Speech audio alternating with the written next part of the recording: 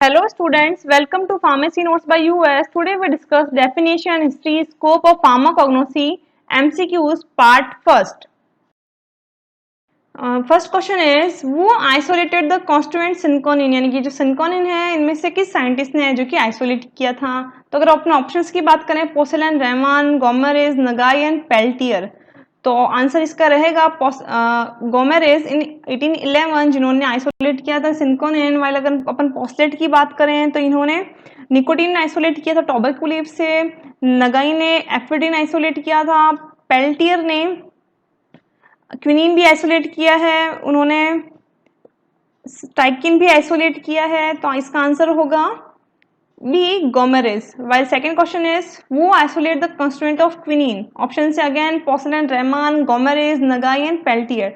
तो obvious answer is D Pelletier in 1820। Answer Gomes isolated cinchonine while Peltier isolated quinine. Question is who isolated the constituent of nicotine. Nicotine को किसने isolate किया था tobacco leaf से। Option है पोस्लिन, रेमान 1828, गोमेरेज 1811, नगाई 1887 and Peltier 1820। तो obvious है जो पोस्लिन और रेमान है उन्होंने निकोटिन को टोबैको लीफ से आइसोलेट किया था 1828 के अंदर। तो इसका आंसर होगा A Posselt, Reimann. Next question is who isolated the constituent of ephedrine यानी कि जो एफिडिन था उसको किसने है जो कि आइसोलेट किया था। ऑप्शंस की बात करें Peltier again 1820, Nagai 1887, Gomes 1811 and none of the above. तो जो नगाई थे उन्होंने 1887 के अंदर एफिडिन को आइसोलेट किया था। तो इसका आंसर होगा B Nagai. Answer Posselt, Reimann and Nagai. Next question is isolation of strychnine is done by Pelletier in which plants यानी कि जो पेल्टियर है जिन्होंने आइसोलेट किया था स्ट्राइकिन किस किस प्लांट के अंदर देखा था। तो जो पेल्टियर है उन्होंने 1817 के अंदर आइसोलेट किया था स्ट्राइकिन को, और उन्होंने जो Ignatius bean and nux vomica seed है उसके अंदर इसको आइसोलेट किया था। तो इसका आंसर होगा बोथ ए एंड बी।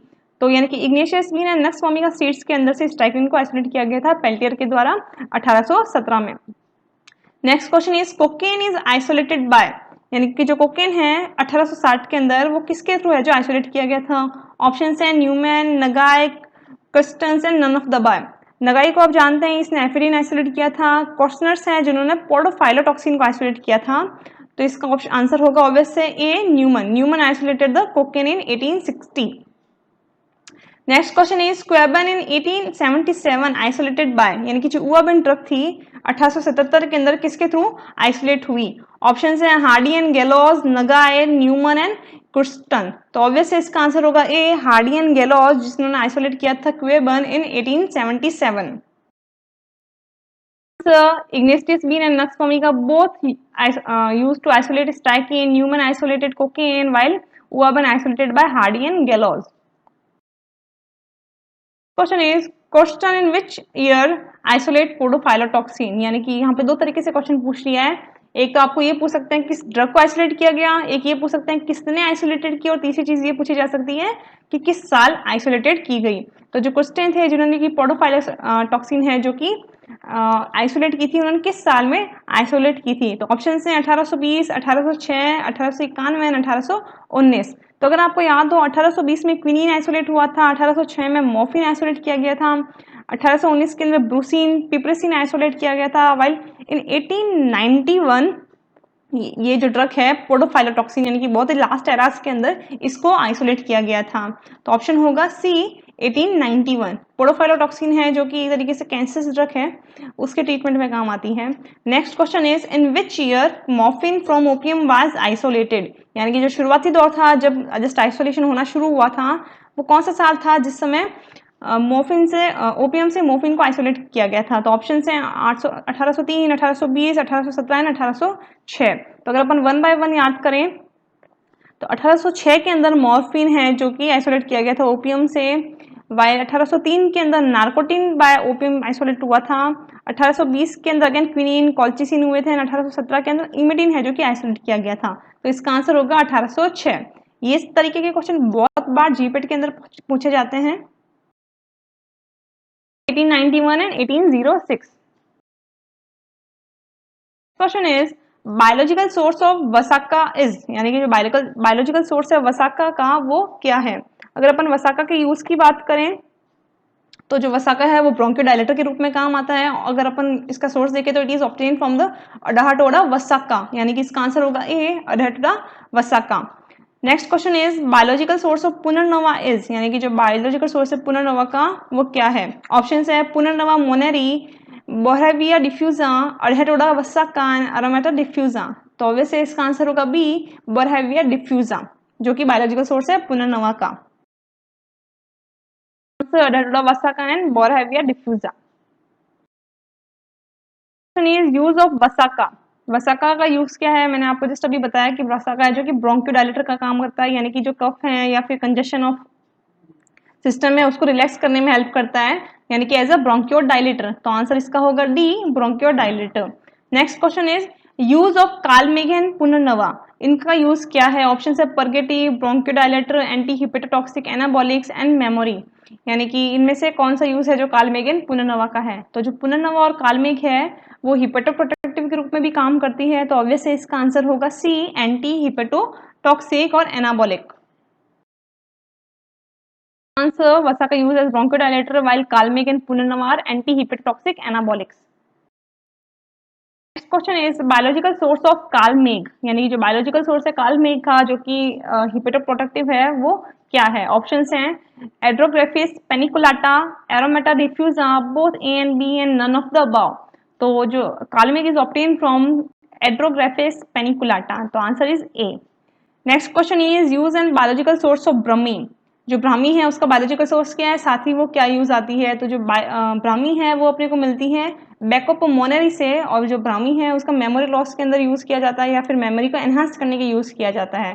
तो आंसर इसका होगा A, Bacopa monnieri used in memory.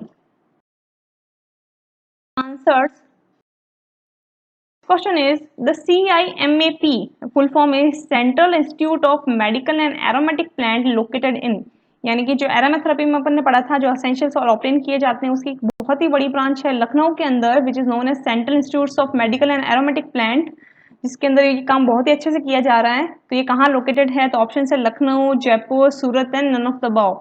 तो ये लोकेटेड है लखनऊ उत्तर प्रदेश के अंदर, जहाँ पे सारे एसेंशियल सॉइल्स हैं उसके बारे में रिसर्च की जाती है, उनका एक्सट्रैक्ट निकाला जाता है। Next question is genetic engineering and tissue culture use, यानी कि जो अपन फार्माकोग्नोसी में पढ़ के जो जेनेटिक इंजीनियरिंग मॉडिफिकेशंस हैं टिश्यू कल्चर यूज करते हैं उसका बेसिक यूज क्या है, मेन यूज क्या है। तो ऑप्शंस हैं increase secondary metabolite production, increase percent yield of bioactive molecule, C improve quality and D all of the above. तो जो अपन टिश्यू कल्चर्स करते हैं यानी कि टिश्यूज को हैं जो कि लैब में ग्रोथ करवा के उसको फिर इम्प्लांट कर देना या फिर जेनेटिक इंजीनियरिंग में उसके जीन्स को मॉडिफाई कर देना, बेसिकली मेन रीजन ये होता है कि अपने को जो सेकेंडरी मेटाबोलाइट चाहिए जिसका एक पर्टिकुलर फार्माकोलॉजिकल एक्शन है, या तो अपने को उसकी ग्रोथ करवानी है, उसको ज्यादा अपने को अमाउंट में डालना है, या फिर जो बायोएक्टिव मॉलिक्यूल है जो अपने को पता है कि इस यूज के लिए आ रहा है जिसका प्रोडक्शन वो प्लांट कम दे रहा है, तो बाय मॉडिफिकेशन हम उस बायोएक्टिव मॉलिक्यूल की कंसंट्रेशन को भी बढ़ा सकते हैं, साथ ही साथ किसी प्लांट की क्वालिटी को भी इंप्रूव किया जा सकता है। तो इसका आंसर होगा D, all of the above.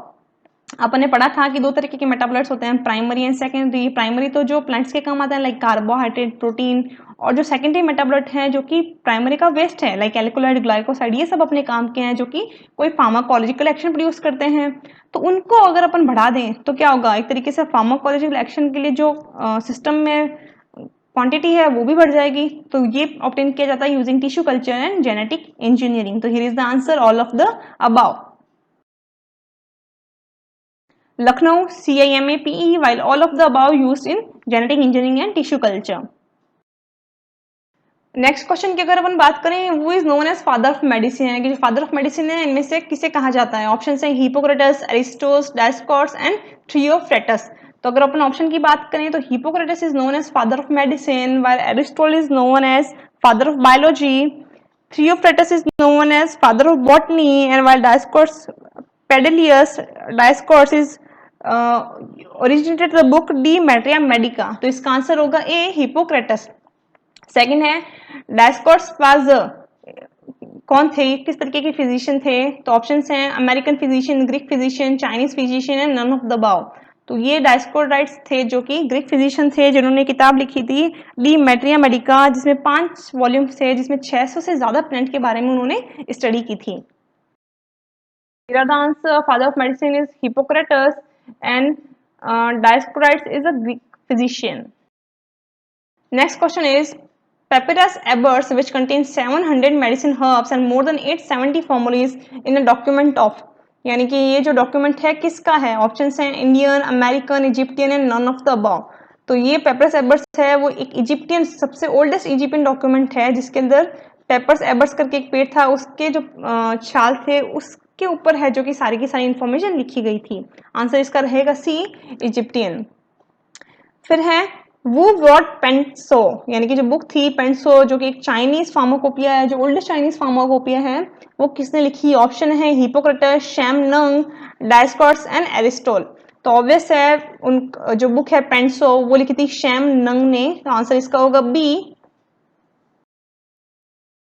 Answer papyrus Ebers is Egyptian book while Pen Tsao is written by Sham Nung, a Chinese writer.